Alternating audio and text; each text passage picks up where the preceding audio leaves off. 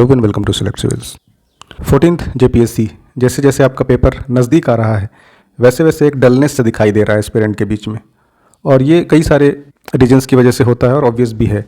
तो आज उस पर थोड़ा बात कर लेते हैं, लाइटर साइड कुछ बातें करेंगे कैजुअल सी, आपकी जो बेनिफिट होंगे प्रिपरेशन में और व्हाट नॉट टू डू, और कैसे अपने आप को एक कंसिस्टेंट बनाए रखना है। क्योंकि कोई भी एग्ज़ाम है, खास करके जब आप ऐसे एग्ज़ाम का तैयारी कर रहे होते हैं जो कि काफ़ी हद तक अनसर्टेन है, तो इस तरह की फीलिंग्स आना ऑब्वियस है। लेकिन इसी में आपको एक होप भी ढूंढनी है और अपने आप को कैरी करके ले जाना है एक प्रोसेस तक, सो दैट उसको पूरा करके आपका जो गोल है वो अचीव किया जा सके। चलिए वन बाय वन उन पर बात करते हैं। सबसे पहले एज रिलैक्सेशन, तो इस पर कोई बहुत कुछ बात करने के लिए है भी नहीं। वैसे तो गवर्नमेंट चाहती तो 1 मिनट का या 1 दिन का काम था कि एक नोटिफिकेशन निकालती, कोई एजेंडा में डालती कि ये अपडेट है। लेकिन झारखंड है, जानते हैं, यहाँ पर भी ऐसे ब्यूरोक्रेट्स को भेजा जाता है जिसमें स्पेशल होता है टैलेंट। अब इस तरह का टैलेंट है, आप समझ सकते हैं, कई सारे ऑफिसर्स, क्या ही एक का नाम लें, और टाइम टाइम पर अपनी प्रतिभा वो दिखाते रहे हैं। नंदलेस कहीं ना कहीं सरकार की भी जिम्मेदारी है, और जब एडमिनिस्ट्रेशन ही ऐसा वीक रहेगा, सिविल सर्वेंट को ही छोड़ दिया जाएगा खुला, मतलब एक फ्री हैंड देकर, तो ये चीज़ें काफ़ी ऑब्वियस है। तो एक एज रिलैक्सेशन का जो मामला है वो देर सवेर आपको अल्टीमेटली, हमने शुरू में भी बात की थी, वो तो रिलैक्सेशन मिलेगा ही मिलेगा। दूसरा एग्जाम डेट को लेके है, तो इसको लेके भी जो हमने बात किया है पहले भी आपसे कि स्पेकुलेशंस पर मत फंसिए। 8 को नहीं होता है 15 को हो जाएगा, 15 को नहीं होता है 22 को हो जाएगा, फ़र्क क्या पड़ता है। तो पेपर तो अल्टीमेटली कंडक्ट होना ही होना है हर साल। अभी से लेकर 13th जो आपका कंडक्ट हुआ जेपीएससी लास्ट ईयर, जिसका ज्वाइनिंग हुआ, स्पेकुलेशंस करने वाले करते रह गए, और जैसे भी हो। अच्छा, उसमें एक ये भी चलता है कि पता नहीं सेटिंग हो गया है, कैसी सीट्स हैं, वैकेंसीज कैसे प्रोसेस होंगी आगे, वो भी अगेन हम बार बार कहते हैं कि कंट्रोलेबल्स जो आपके कंट्रोल पर है उस पर बात करिए। तो ये चीज़ें कुछ भी आपके कंट्रोल में नहीं है, एग्ज़ाम डेट आपके कंट्रोल में नहीं है, आपका एज रिलैक्सेशन होगा कि नहीं, आप अपने हिसाब से जो अपना रिप्रेजेंटेशन है वो दे सकते हैं, जो प्रयास है वो कर सकते हैं, वो ऑब्वियसली एस्पिरेंट कर भी रहे हैं। उसके बाद ये सेटिंग गेटिंग वाली जो बातें होती रहती है, झारखंड है, जानते हैं, बिल्कुल ट्रांसपेरेंसी एक्सपेक्ट करना आपकी ही खुद की बेवकूफ़ी है। तो जो आपके कंट्रोल में है आपको उस पर काम करना चाहिए। अब कंट्रोल में क्या है, व्हाट्स इन द कंट्रोल, वो है प्रिपरेशन।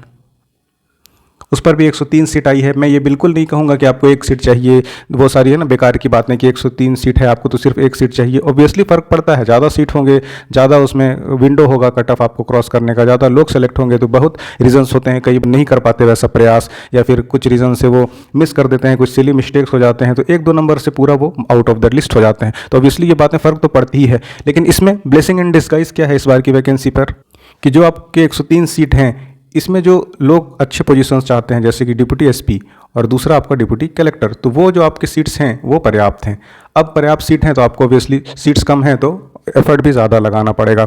अच्छा, उस पर भी कई तरह की मतलब बातें लोग करते रहते हैं।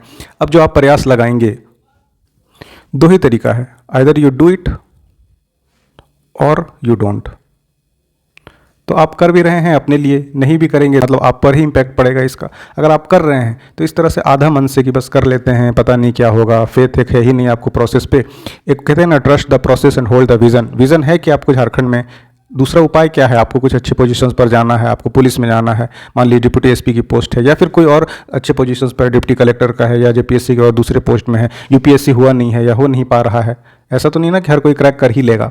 तो दूसरा आपको ऑप्शन है नहीं कि आपको अपने झारखंड में मिले आपको पोजीशन कुछ अच्छा, कि आप झारखंड में एक जॉब ले सकें। तो जेपीएससी पे तो रिलाई करना ही होगा। नेसेसरी एविल जिसे कहते हैं ना, नेसेसरी एविल है, इसको आप इग्नोर कर ही नहीं सकते।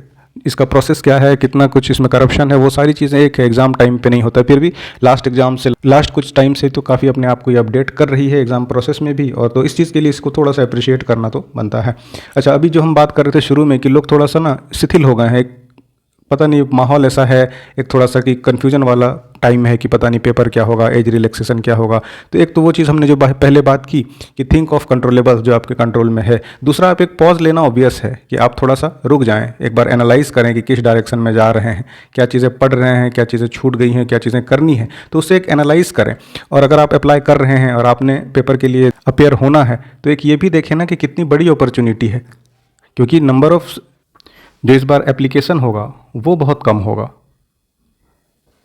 एप्लीकेशन 1.5 लाख से 2 लाख के बीच में एप्लीकेशन होना है। अब इसमें भी आप कोई भी एग्ज़ाम को उठा के देख लें तो इसमें अटेंडेंस 50% बहुत हो गया तो हुआ, तो 1 से 1.25 लाख लोग एस्पिरेंट इसमें अपेयर होंगे, मैक्सिमम मैं लेकर चल रहा हूँ विंडो। अब उसमें भी अगर 103 सीट ही, वैसे तो अगर सीट कम होती है तो prelims number of shortlisted candidate ज़्यादा रहते हैं, मगर फिर भी मान लीजिए आप 103 पर ही वो रिजल्ट डिक्लेयर करेगी, सीट बढ़ने की भी चांसेस हैं, बट स्टिल अगर इस पर भी करती है तो भी 1000 से ज़्यादा आपको रिजल्ट देखने को मिलेगा प्रीलिम्स स्क्रीनिंग में।